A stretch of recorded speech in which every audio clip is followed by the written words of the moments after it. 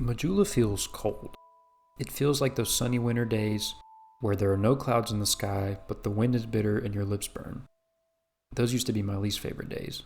Bad things always seem to happen to me on those days. But in Majula, those things don't happen. Instead, I feel comfort here by the bonfire and by the Emerald Herald, who is always by our side until hope has fully withered. I mean, right now it's swelteringly hot in North Carolina. But if I load up Majula and hear those first few notes, my face immediately feels like it's dried out by cold gusts of wind. Dark Souls 2 is not my favorite Dark Souls game, but it holds a special place in my heart. I have so many memories based around the game. It came out when I was 14 and I remember not being able to afford to buy it at the time, so I'd watch my favorite YouTubers play it while I worked out in the garage. In fact, I remember the day that I did finally get it, I sent a picture to one of my buddies who first got me into Dark Souls by giving me the first game, which I still have, and I sent the picture on Kick. The only reason why I even remember this picture exists is because I had a Windows phone from eBay at the time, and it connected to my Microsoft account via email, which I still use to this day, so it's automatically stored in my cloud somewhere. I mean, look at those cargo shorts. Dark Souls 2 is the only Souls game that still instills in me the feelings I had when I played it all those years ago, 10 to be exact. The unique smashing of the menu button press, the metallic clink of hitting an enemy with your sword, the whistling hiss of using a life gem are all sounds that send me back to being an edgy 14-year-old. Majula feels safe. It feels like the beginning and the end of the world don't really matter. It feels empty, and a bit lost and sad, sure, but to me it feels as though the universe doesn't depend on us with the same weight as it seems to in the other Dark Souls entries.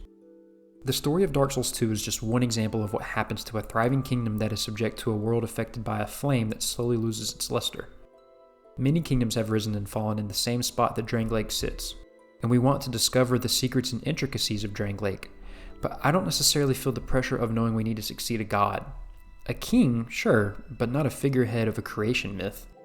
The way the different areas, towns, and locations within Drangleic feel evokes such a polarizing, nostalgic, and longing emotion. Knowing that these places used to be bustling, massive epicenters of society with their own conspiracies and citizens with entire life stories, and are now crumpled ruins that hardly contain a whisper of a golden age once lost is such a unique feeling. Not a scary one, at least for me, just one that makes my chest heavy. When I was a kid, around the time that I was playing Dark Souls 2, a few years before and after, but around this time, I lived about 2 minutes down a rural country road from my friend's neighborhood.